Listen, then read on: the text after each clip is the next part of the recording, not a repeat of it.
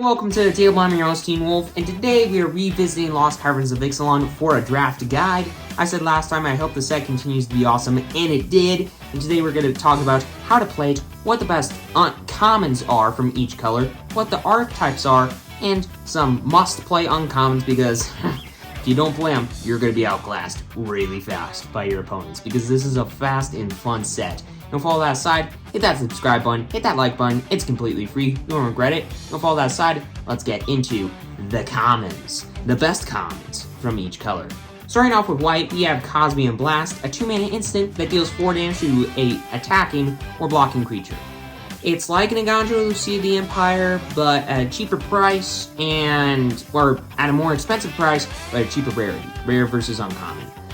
Or common, sorry. And it's a pretty fair trade-off, in my opinion. And we have Family Reunion, which is another pretty nice combat trick. 2-mana instant, gives all your creatures +1/+1 until the end of turn, which is pretty good game-ending effect. Or it can give all your creatures hexproof. So, yeah. So now you may be thinking to yourself, what's better than that?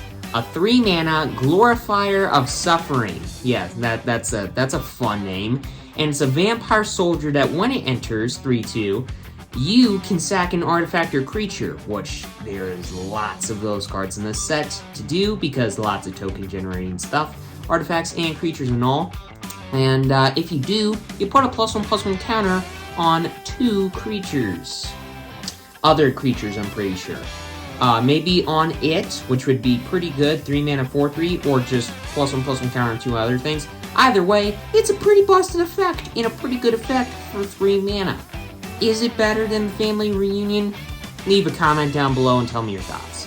And then we got blue with River Herald Scout, a 2-mana 1/2 Merfolk Scout that when it enters, it explores. So it could be a 2/3, or it can give you some, land putting into your hand card advantage stuff, which is pretty solid in the Simic, deck that loves to explore. And speaking of exploring stuff, we have Water Wind Scout, a 3-mana 2/2 flyer, Merfolk Scout, that when it enters, create a map token. So you pay a mana, sack it, and explore. So it's good. Is it as good as the other one? Yeah, a bit, because it's got flying.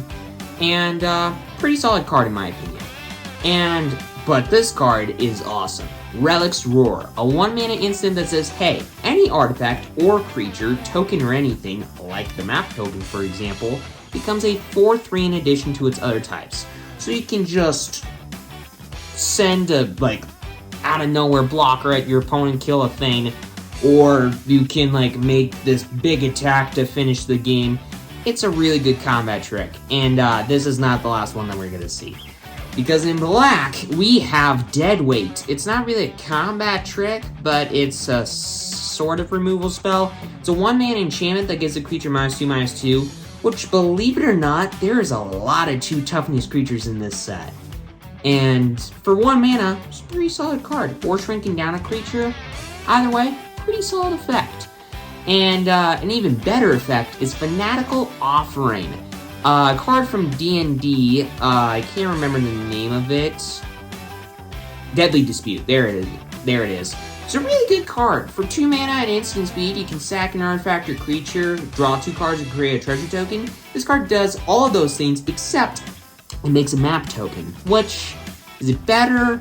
Nah. But, is it really good and proper either way? Yeah. And it's pretty good card advantage in, limited, not gonna lie. But, what's even better is Join the Dead, a 3-mana instant that says, hey, target creature gets -5/-5 until the end of turn. But, if you control a certain amount of permanents, or if you have a certain amount of permanents in your graveyard, that creature gets -10/-10 instead.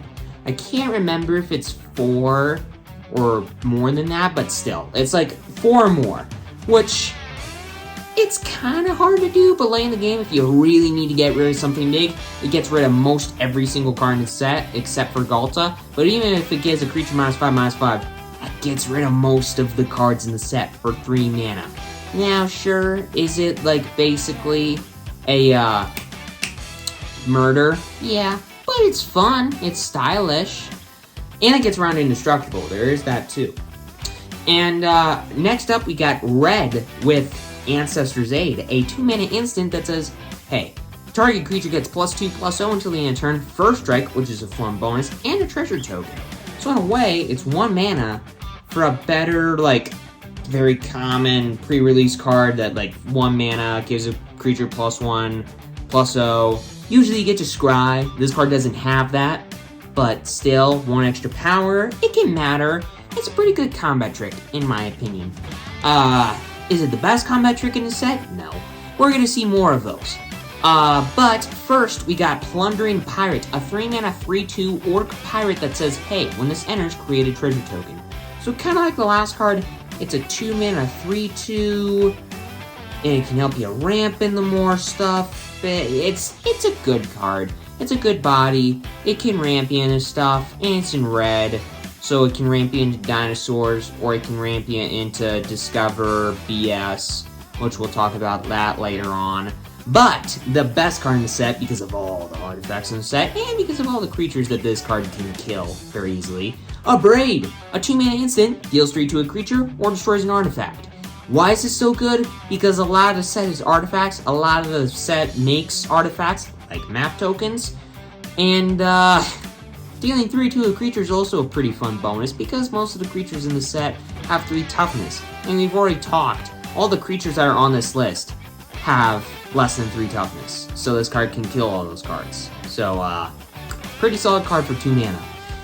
And in green, we got some more combat tricks in Over the Edge, a 2-mana sorcery, which sucks. Oh wait, no, this one isn't the combat trick, sorry. No, it's a sorcery, sadly. It can make a creature explore twice, which is pretty solid, or it can destroy an artifact or enchantment. Which one is better for you? Most of the time, it's probably going to be the double explory stuff, but the artifact or enchantment bit, it can matter a lot. But something that'll matter even more often is Staggering Size, a 2-mana instant that gives a creature +3/+3 and trample until the end of turn. Combat tricks. There's a lot of them in the set, and they're pretty dang good, not gonna lie. But Poison Dart Frog takes the cake as the best green common in the set, and a 2-mana 1/1 frog with reach that can tap for a mana of any color, or for 2 mana can gain Death Touch until the end of turn. So no matter what creature you have, whether it flies or is on the ground, this thing is going to kill it, and is going to ramp you into some big dogs in green, because green has a lot of dinos and a lot of big boys. And this card is pretty good in basically any green deck in the set, so yeah, good card. You gotta play it, or you should play it, in my opinion. So next up, we're going to talk about all the archetypes. First off, Azorius Craft. Basically what the deck does, you play early game artifacts, like the gnome thingy, the 1-mana gnome, that like gains you life, draws you cards if you craft with it. Basically, you play a lot of early game artifacts, you make a lot of artifact tokens early in the game, and then you spend mana either with those artifacts that you played early in the game to craft them into big giant monsters, or you play some bigger artifacts that can then craft to even bigger giant monsters. Basically, early game, counter, control, BS stuff, and then craft, make some giant monsters, and smash the opponent in the face. It's pretty good. Does blue have a ton of interaction in this set? No. But does white? Yes. So at least you're not going to have to worry about counters much. But you're going to have to worry about a lot of tricks. Basically, no matter what deck you're playing against. Then there's Golgari Descent Midrange. Basically what you do, you play some Descent stuff early in the game, you get some value from that, you play some bigger Descent stuff, you make your creatures big, you do some BS, you bring some stuff back, you do a lot of stupid stuff, and you eventually win the game, because it's mid-range, and it's Golgari. What did you expect? But, who would have saw this coming? Wink wink. Orzhov's Sacrifice is back. Basically, flood the board with tiny creatures, sack those little tiny creatures, and do some stuff. Destroy creatures, put +1/+1 counters on stuff, wipe the board, maybe. Or wait, no, that's a different card, which it's probably up on the board. But whatever. This set is full of little tiny things that Orzhov Sacrifice can take advantage of. So watch out for this deck. It's better than you think. And then there's Dimir Descend Control. This is probably the best deck on the list so far because black is busted and blue is better than green. But Dimir Descend Control, basically you have all the removal of black and combine it with some giant monsters and some other control-y crap from blue, and you got Dimir Descend Control, which is definitely a scary deck that if you see, good luck. And then we got Boros Discover Value. This is a deck that you didn't really see coming. Discover is basically the new kind of Cascade. It's supposed to be a fixed version. I think it's a better version because you can take the card and put it into your hand. Basically, you play a lot of stuff that gets you free things into play. Free things into play. What? In pre-release? What? Is this fair? Why? What? But yeah, Boros Discover, value is nuts. And in Boros, because it's red and white, you're going to see some fun stuff. And you're going to see a lot of things that destroy things and deal damage to things and do combat trick stuff with things. This deck is going to suck, and I don't want to face it. But a deck that is not as scary is it artifacts. Basically, you play a lot of cheap artifacts, you make a lot of artifact tokens, and you do some stuff. Is it artifacts? Don't play it. It's just kind of bad. But Cynic Explorer, I think, is a bit better deck. Not much, but it's cool because there's a lot of Explorer in the set. There's a lot of map tokens in the set. And it runs my favorite card in the set, the Seeky Twists and Turns Cavern of Mysoids card. I don't remember it, but it's a good card, and I like the card, and it's a lot of value. And I think Simic Explorer is going to have a lot of value, and I think it's just going to be an overall fun deck. But Gruul Dinos is going to be a really fun deck. Is it a powerful deck? Maybe. But you play big giant dinos, so you're never gonna, not have fun, because you play big giant dinos. That's all you really need to know. And Selesnya buffs. I've been talking about a lot of combat tricks. This deck basically runs all of those and then some. That's all I need to say. And then there's Rakdos Descend Aggro. Yes, there's all the Descend things. Rakdos Descend Aggro, basically, kill everything, including your own stuff, discard everything, mainly your stuff, and do some random crap. Yeah. I don't know if the deck's gonna be good or not. I imagine it will be because it's Rakdos, but it's gonna be fun and chaotic because Rakdos. But anyways, let's get into the uncommons that you kinda gotta play. Now, you may be thinking to yourself, why am I not talking about rares and mythics? Basically, you're playing a deck. If you got rares and mythics in those colors, they meet this tiny little criteria, you're gonna put in the deck. So, in a different video, I'll talk about, hey, the best cards in the set. Most of them are probably gonna be rares and mythics. So, in this video, I kind of want to highlight the commons and uncommons and talk about draft and talk about pre-release weekend. Because that's the thing that's coming up pretty soon, so I gotta talk about this stuff first. But anyways, getting into white, we got Dauntless Dismantler. This card is insane. It's a 2-mana 1/4, great body, Human Artificer, and you can destroy each artifact with mana value X for double X and 1. So it's kind of like that monkey thing from in Popper, that red monkey from way back when that was reprinted in Modern Rising Suit. I can't remember the name of it. But it's a good card, and I think it's gonna be a fun card. Anyways, then we got Duskrow's Reliquary. This card, both of these cards could, they're not in a specific order. One's more powerful than the other.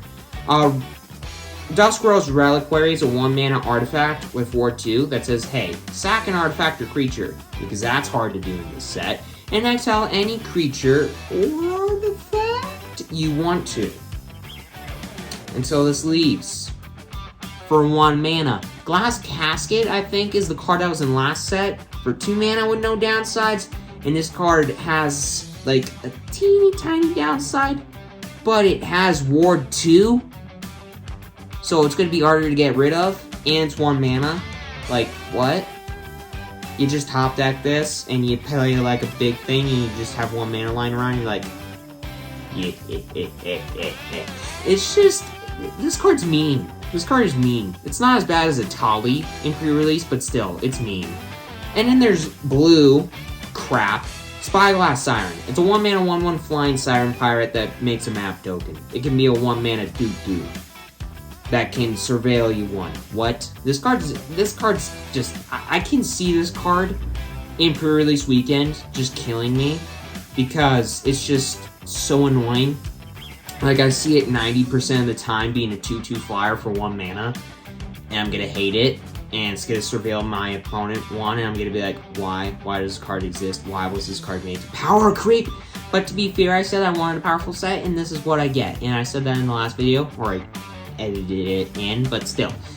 Then we got, Charter Course, which is a 2 mana, draw 2, at instant speed, but unless you attack this turn, totally downside, you have to discard a card. So basically, if you tried to kill your opponent on a turn, it's a 2 mana, draw 2. And then there is black stuff. Bitter Triumph, 2 mana, instant, pay 3 life, or discard a card, and destroy any creature or planeswalker you want. This card's fair. This set's gonna be fun to play, totally. With cards like Deep Cavern Bat, a 1 mana 1/1 flyer, that with lifelink as well, because that's fair. That says, hey, you got Thoughtseize until this card leaves the battlefield, and you don't lose any life. So get rid of any card from an opponent's hand you want, and they can't use it until this card's gone. This card's fair for 1 mana. Or, sorry, for 2 mana, I think.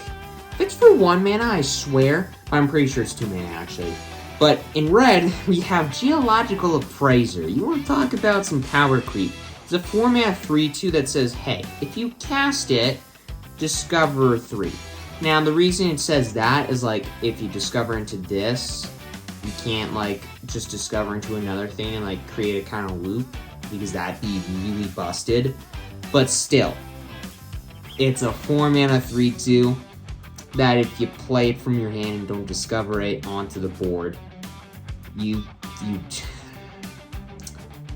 get to get another thing for free, or put it into your hand if it's like removed that you don't want to use. This card's fair. But guess what else is fair? Dreadmaw's Ire, a 1 mana instant that gives a creature +2/+2, and I believe trample as well. And if the creature hits, destroy any artifact that you want. All the token BS, all the craft BS, all that kind of crap. This card says, hey, screw that. I'm gonna get rid of it.